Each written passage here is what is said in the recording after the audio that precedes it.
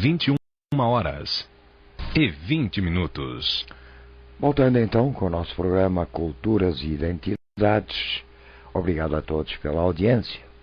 Então, professor L'Oreal, como eu lhe falei, o Fernando Pessoa, ele traçou o mapa astrológico de Portugal e ele demonstrou que o signo solar de Portugal é peixe.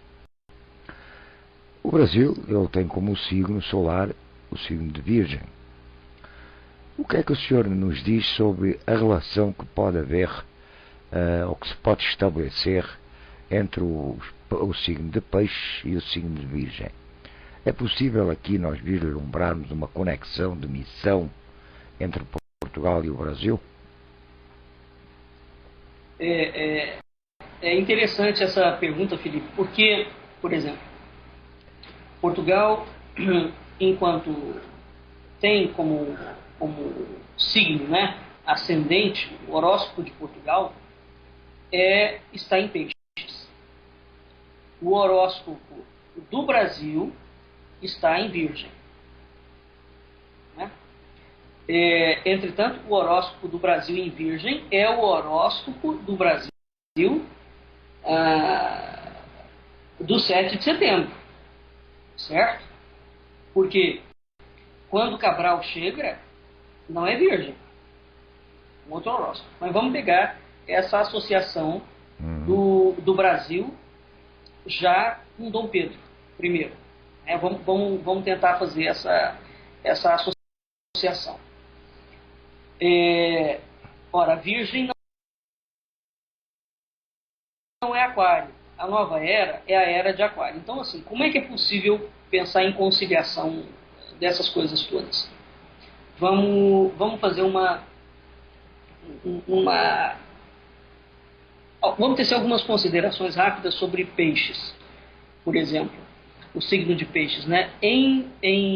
Dentro daquilo que se chama astrologia esotérica, nós dizemos que o signo ascendente define a matéria, ou seja, define aquilo que a entidade encarnada vai procurar realizar como meta definido no seu signo solar.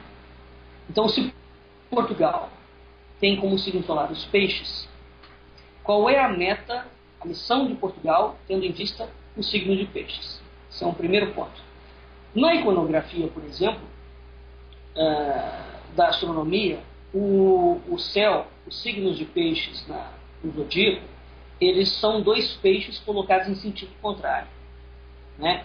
E além deles estarem em sentidos opostos, existe um fio que une esses dois peixes pelas bocas. Por outro lado, nós temos aquela célebre passagem de que o peixe morre pela boca. Né? Uhum. Então aqui, o que nós temos? Nós temos embora os peixes estejam em sentido oposto, quando você vai fazer, e eles estão unidos por um fio, quando você faz um outro desenho em cima disso, a gente tem uma ideia de um desenho que surge uma lemniscata, é um infinito. Então, aquilo que aparentemente poderia considerar, ou nós poderíamos pensar como o peixe morre pela boca, ou seja, é um signo que vai falar de morte, onde você não sabe se um peixe vai comer outro peixe, ou nós podemos pensar naquela outra ideia também, de que não é no sentido de aniquilação total, mas é no sentido de uma transmutação, de uma transfiguração, de uma reorientação, de um renascimento. Porque é um mundo novo que morre para que um novo possa surgir. É essa a ideia do infinito. Né? Porque o infinito ele só se propõe se o velho coexiste com o antigo. Então alguma coisa morre porque alguma coisa vai nascer. Dentro da mensagem cristã, por exemplo, Deus faz o mundo pelo verbo. Né? E o verbo de Deus se faz carne. E a partir daquele momento, dentro desse símbolo, a gente reconhece a ideia de um ocidente cristão. Portanto, há uma intemporalidade, ou há um Deus que se materializa. O Espírito se materializa. É a materialização do Espírito. De qual Espírito? Do Espírito crístico, do Espírito de Deus. Então, isso significa que os princípios espirituais do mundo estão materializados nessa frase. E o Verbo de Deus se fez carne. Agora, é pela boca, porque assim como o peixe morre pela boca, é pela boca que o Verbo se manifesta. Então, entre outras coisas, a leitura subliminar que subjaz a iconografia do signo de peixes, está isso. São dois peixes, onde eles estão unidos por um fio pela boca. É por isso que eu estou colocando essa situação. Porque hoje, quando a astrologia vai lidar, ela não trabalha mais com a imagem iconográfica. E as imagens falam. As imagens falam, elas não são aleatórias. Então, o que o signo está falando? De um princípio crístico, de um princípio de materialização. Portanto, ora, para um espírito divino se manifestar, há que se abdicar de algumas coisas. Né? Pelo menos, num sentido teórico, a gente analisa isso. A questão é, se Portugal é um peixe, Portugal será os dois peixes? Ou Portugal é um peixe? E quem é o outro peixe? Porque na iconografia do signo de peixes, há um peixe que puxa o outro em sentido contrário, né? Mas ao qual ele está ligado pelo verbo, pela palavra.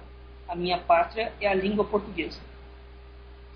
Imediatamente, a primeira figura, a primeira imagem, né, o primeiro país que nos vem à mente é que talvez esse outro peixe contrário a Portugal fosse o Brasil. Porque eles caminham em sentidos contrários, né? Mas ao mesmo tempo eles têm um tipo de ligação extremamente sutil, que é a ligação da palavra.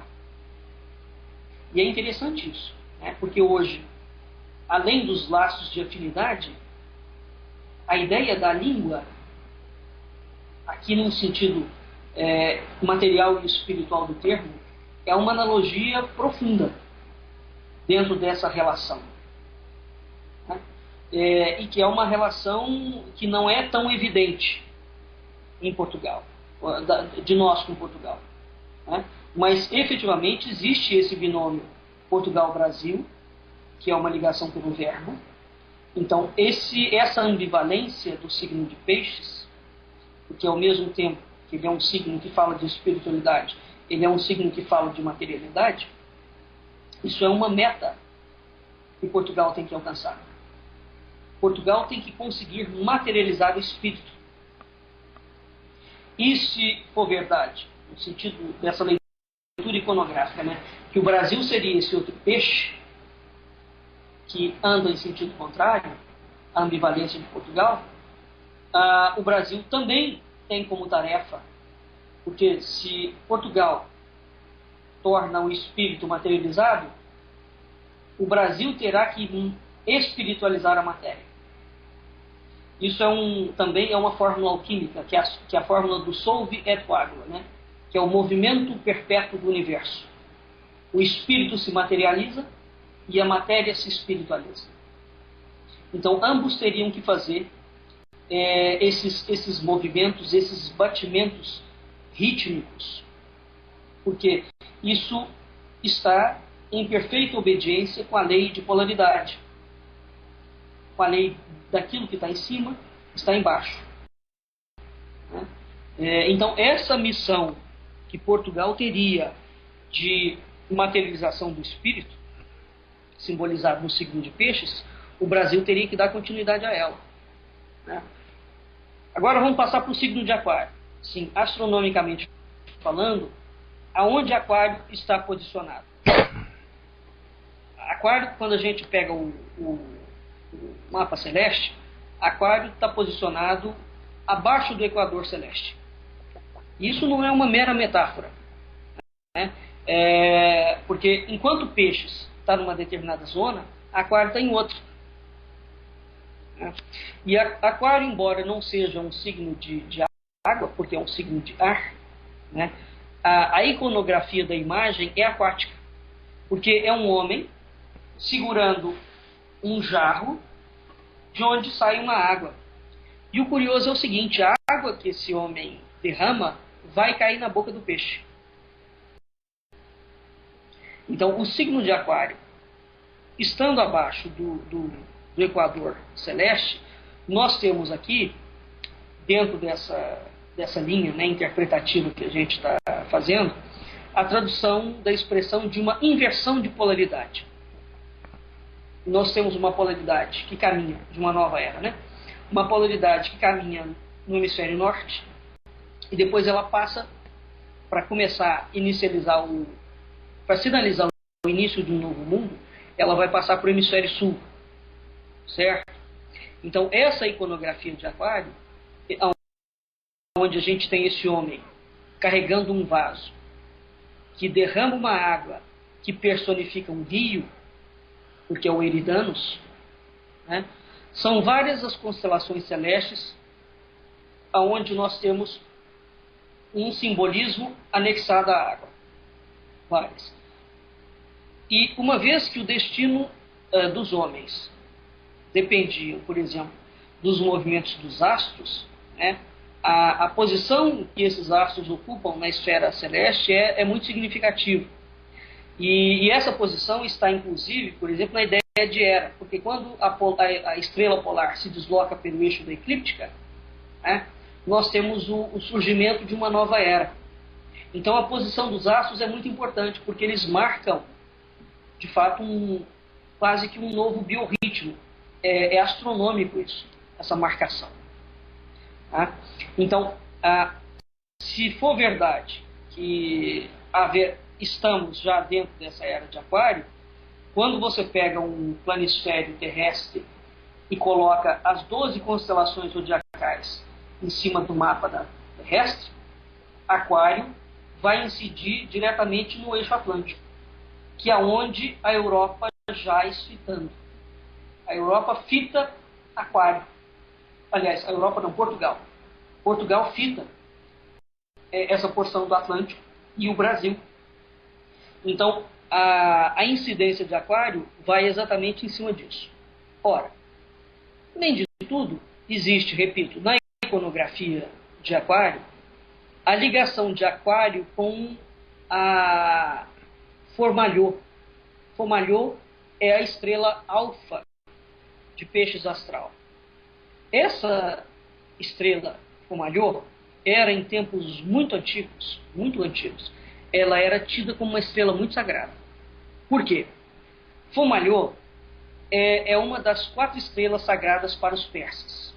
Os persas tinham 4 estrelas, que é Fomalhaut, que estava posicionada no Peixes austral. O Peixes austral não é a constelação de peixes. O peixe austral é um peixe isolado. Ele é um único peixe e Fomalhaut é exatamente a estrela que é o olho do peixe. A Europa fita com um olhar esfíngico e fatal. É curioso, repito, essas coincidências. Então, os persas adoravam 4 estrelas. Fomalhaut em Peixes austral. A estrela, todas elas alfa dessas constelações. A estrela Antares, de Escorpião. A estrela Régulus, alfa, de Leão. E Aldebaran, no Touro. Aldebaran é o olho do touro. Fomalhaut é o olho do touro. Escorpião é uma constelação que na iconografia ele não tem olho, né?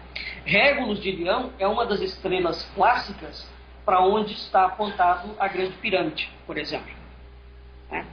Então, Aldebaran, que é o olho do touro, naquela época estava localizado, hoje, aliás, ela se localiza em Gêmeos. Na época dos persas, ela estava posicionada no signo de Touros. A alfa de Leão, que é Régulus, que é o coração de Leão, estava localizado naquela altura, está localizada hoje, porque o céu vai andando, né, quase que em Virgem, porque o signo imediatamente a Leão é Virgem. E na época dos persas, então, a estrela Régulus, ela ficava em Leão mesmo, né? E assim sucessivamente. Fomalhaut, que estava localizado em Peixes austral, naquela época, Hoje, ela está muito mais próxima à constelação de Aquários, certo? É curioso isso, que essa estrela, que era uma estrela muito famosa dentro da tradição persa, e que a gente não é o objeto hoje falar do significado, né, dessas 4 estrelas para a tradição persa, mas ela vai seguir com o deslocamento da abóbada celeste, né? Hoje ela fica próxima do signo de Aquário. Então essas estrelas eram sagradas pelos persas, entre outras coisas, porque elas ficavam localizadas no meio dos signos que eram ditos querúbicos. Querúbicos, da palavra querubim. São signos fixos. O que eram esses signos? Esses signos querúbicos, para os persas, eram aqueles signos que são considerados a manifestação máxima de cada um dos 4 elementos que personificam os elementos sagrados da criação. Então veja que isso é importantíssimo, né? Aldebaran, Régulos, Antares e Fomalhaut eram considerados os guardiões dos 4 cantos do céu, dos observadores das direções. Portanto, essas estrelas formavam uma cruz celeste perto da eclíptica. E aqui eu ressalto que a constelação do Cruzeiro do Sul, né, que é a menor de todas as constelações e que é a constelação que está posicionada, segundo o mestre João, a 17 graus. Curiosamente, quando a gente pega essa constelação do Cruzeiro do Sul, né, e prolonga as hastes da cruz, as 2 hastes, os 2 braços, né, tanto o H cruz quanto a cruz, nós vamos encontrar o quê? Uma situação estranhíssima, que é o seguinte: quando a gente prolonga isso, nós encontramos um alinhamento direto com as seguintes estrelas: Fomalhaut, Antares, Spica, que é a alfa da constelação de Virgem, Sírius, que é a alfa de Cão Maior, e prolongando na direção de Sírius, a gente encontra Aldebaran. Portanto, interessante isso, a própria posição do Cruzeiro do Sul explicita um eixo inequívoco dentro do zodíaco celeste que perpassa o Oriente em direção ao Ocidente. Confere, portanto, ao Brasil uma posição de destaque nessa era de Aquário dentro de uma demarcação celeste. Então, só faltou aqui, por exemplo, a passagem por Régulos, que é a alfa de Leão, quando a gente estica esse eixo dos braços do Cruzeiro do Sul. E nós temos que lembrar também que aqui nós temos os 2 signos importantíssimos para a tradição cristã ocidental, que é Peixes e a cruz. Né? Peixes, porque vai simbolizar o próprio cristianismo e o Cristo. Uhum. E a cruz, que vem a ser o símbolo do martírio, mas ao mesmo tempo da redenção. Então nós temos essas situações curiosas de posições zodiacais. Né? Por conseguinte, muito interessante se a gente ampliasse essa ideia da era de Aquários, né? E dessa incidência de Aquários sobre o Oceano Atlântico. Por quê? Entre outras coisas que nós temos nos estudos, a filosofia grega, por exemplo, coloca que os gregos pré-socráticos, né, os gregos da physis, falavam que o mundo nasceu da água. A arque primordial grega é um princípio aquoso. Na tradição judaica cristã, cristã, Deus, antes de criar o mundo, ele separa as águas de cima das águas de baixo. Tá? Na tradição egípcia, os egípcios também criam o mundo através das águas. Dentro da tradição cristã, nós temos dois símbolos de água. Embora, repito, aquário, astronomicamente, não seja um signo de água, um signo de ar. Então, mas na iconografia, tanto o peixe está na água, quanto o aquário derrama uma água, que é um rio. Importantíssimo, inclusive, dentro da cultura grega, que é o Eridanos.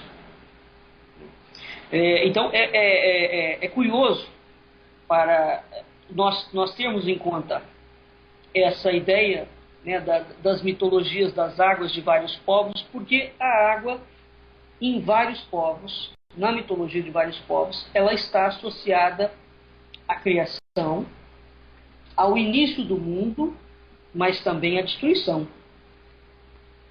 Né? Professor, então, eu não entendi ainda muito bem qual a relação que se pode estabelecer entre o peixe do signo de Portugal e o signo de Virgem, que é o signo do Brasil. Então, nós vamos chegar lá. Né? Essa volta toda foi por isso. Vamos lá. Na constelação do Cruzeiro do Sul, certo? Uma das estrelas do Cruzeiro, ela aponta, é que eu falei assim rapidamente, ela aponta para a estrela Alfa de Virgem, que é Spica. Né? Então, a própria posição do Cruzeiro do Sul, que é a constelação que marca o Brasil, o céu do Brasil, né? Então, quando você pergunta assim, qual é a constelação que marca o céu do Brasil? Inevitavelmente é o Cruzeiro do Sul. Uhum. E ele marca enquanto nascimento. Então, quando você pega todas essas 5 estrelas do Cruzeiro do Sul e prolonga o eixo do braço delas, elas vão dar em constelações extremamente poderosas. Elas vão passar pelo Peixes, elas vão passar pela Virgem, elas vão passar pelo Régulos, elas vão passar por Sírios, elas vão passar por Antares, por Escorpião, por Leão, enfim, né, por Fomalhaut. Qual é a relação disso com o signo solar da Virgem? Ora, curiosamente, nós temos a ideia de que a Virgem, né, aonde é que entra a Virgem no Apocalipse? A gente teria que ter isso em mente. Né? Depois de passado todo um processo, a constelação da Virgem no céu, a ideia, primeiro que a gente não tem uma noção de cristandade sem Virgem, não é? Então, o raciocínio pode ser complexo, mas ele é mesmo. Eu tenho um peixe, que é o símbolo cristão, da figura de Cristo. Eu tenho a cruz, que é o símbolo do martírio.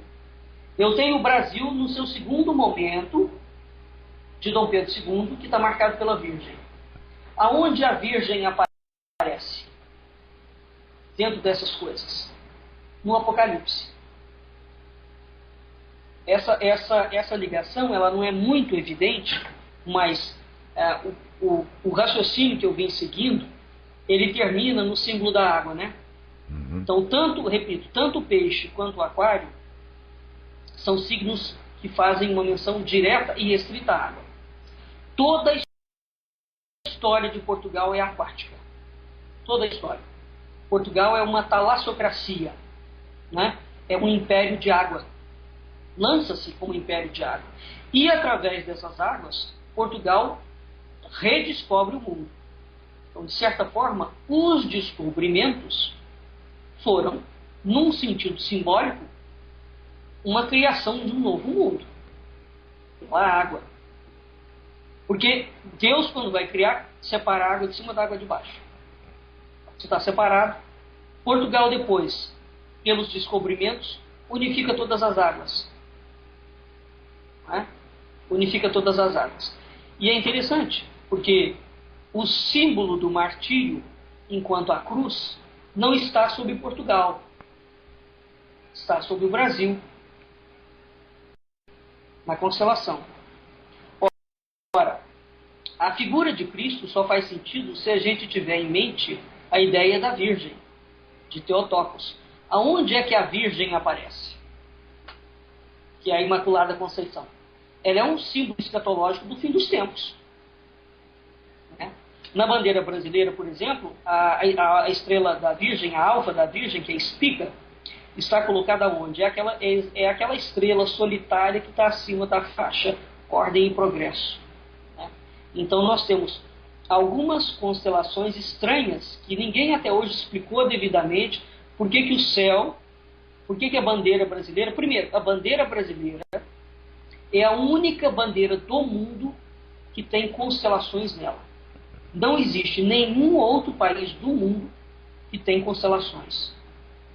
Não existe.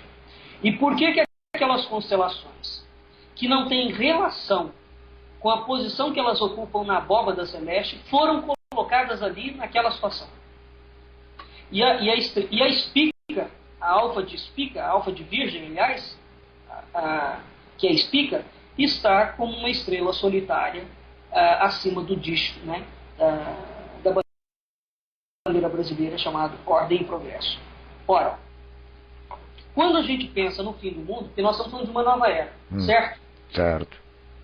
Nós estamos falando de uma nova era. Ora, se vai haver uma nova era, é porque uma era anterior acaba.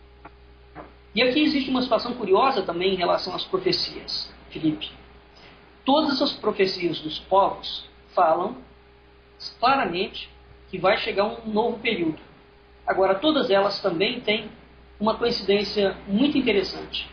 Nenhuma delas descreve como será esse novo período. É como se o mundo parasse ali. E daquele momento em diante, alguma outra coisa surgisse. Tá? Então, em termos escatológicos, a história, né, ela tem uma escatologia, ela se destina, ela se dirige em relação ao fim dos tempos. Esse fim dos tempos tem claramente uma marcação aquática, claramente, porque a água ou ela vai aparecer no início da criação ou como o término da criação.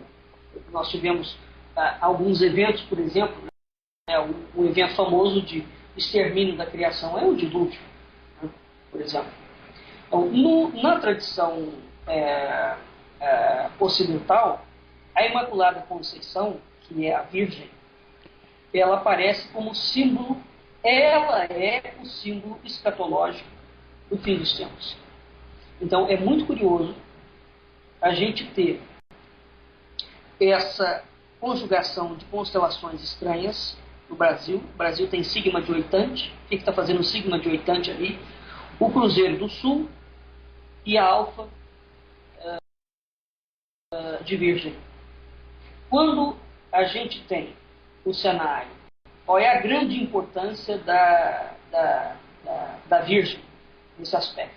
Quando Adão e Eva são expulsos do paraíso por Deus, por conta do pecado original, eles não podem retornar ao paraíso. O paraíso fica selado, paraíso perdido. Aí a gente lembra as várias identificações do Brasil com o paraíso. Né? O paraíso o que caracteriza, qual é a descrição geográfica do paraíso? É uma descrição sobretudo de água. Ele tem duas árvores. O que identifica o paraíso? Ele tem duas árvores específicas e ele é cortado por 4 rios. Acabou. Além disso, nós não temos uma outra sinalização iconográfica que marque o paraíso, além de uma vegetação e um sistema de água. Tá?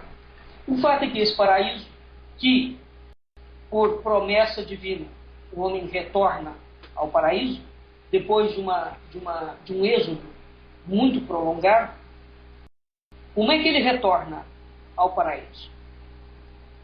Quem é que valida o retorno e quem é que permite a identificação e a descoberta do paraíso novamente? É exatamente a Virgem. Por quê? O mito da queda original sugere um fato muito espantoso e inexplicável, que é o seguinte: o homem, a partir da queda, ele está alienado do seu verdadeiro eu. Então, da queda em diante, da expulsão do paraíso em diante, é como se ele vivesse com um falso eu. E esse falso eu, ele vive com um falso eu e caminha pelo mundo como um judeu errante. Né? Porque ele está alienado da sua verdadeira realidade. Realidade essa que só é possível de ser acessada no paraíso. Como ele está fora do paraíso, né, ele tem uma supressão de realidade. Então ele tem que voltar ao paraíso, o retorno, né, e para retornar ele precisa de morrer. Morrer para essa ilusão. Então esse morrer é, ao mesmo tempo, um despertar. Ou seja, ele descobre uma unicidade com Deus. Certo? Mas é preciso atentar que essa unicidade com Deus, ela só se dá através do campo oculto do amor. O que é o amor? O amor é exatamente aquilo, como atesta o dogma da Imaculada Conceição, que é a padroeira de Portugal, para quem Dom João IV oferece a sua coroa, e é também a padroeira do Brasil. Então é na figura de Maria, ou é na figura de Maria como virgem, como Theotokos, que o dilema bíblico desenrolado no paraíso se soluciona. Por quê? Quando da vinda do reino final de Deus, o símbolo da Imaculada Conceição, o símbolo da Virgem, mostra que o pecado acumulado no mundo em consequência da transgressão do casal primordial no jardim do Éden não supera o desejo divino de salvar. Porque embora o homem tenha pecado, na linguagem religiosa, Deus quer salvar. Mas quem é que salva? Não é Deus diretamente. É a Imaculada Conceição. Então, o símbolo da Imaculada ele significa pureza de realidade. E essa pureza é também a consciência anterior ao pecado. Porque ele mantém intacta a unidade original do ser humano. Isso é uma história muito complexa, né? Porque é uma história de teologia. Sem dúvida. Mas o que está circunscrito nessa coisa toda, dessa linha profética? Né? O homem, desde a queda, ele caminha pelo mundo. Porque ele está em queda. Ele está afastado do seu centro original, eterno. Né? Consequentemente, para ele, o que ele precisa fazer? Ele precisa de se reunir novamente a esse centro original e eterno. Ora, a primeira questão para ele se reunir a esse centro é encontrar o centro. Ou seja, encontrar o centro é um imperativo planetário. É uma demanda do Santo Grau. É um imperativo universal. Aqui eu devo lembrar uma coisa que nós falamos no ano passado, num dos nossos programas, que eu já não me lembro mais qual. Um dos objetivos da Ordem do Templo era a recuperação dos diversos paraísos da Terra. E o Brasil seria, dentro dessa lógica, o último paraíso restaurado ou o último paraíso a restaurar. Certo? Porque a partir do momento que todos os paraísos, porque um objetivo claro, e o Gandra coloca isso muito bem, um objetivo claro da Ordem do Templo era a identificação desses locais sagrados do mundo, de todos os locais sagrados. E notadamente daqueles que se identificavam, por uma razão ou outra, né, com o paraíso. Então, a ideia de regresso ao paraíso é uma idade de ouro. O mundo começa de novo. Né? Porque quando Adão e Eva fazem a transgressão e são expulsos, há uma queda. E é isso que está no bojo, por exemplo, da ideia do Quinto Império, que é um mito que Portugal capitaneia. Então, esse mito tem uma ideia de universalização, ele tem uma ideia de futuro, o Ocidente futuro do passado. E ele é preconizado por toda a tradição portuguesa. É uma tradição milenar. Então, a redescoberta do paraíso, primeiro, implica numa demanda.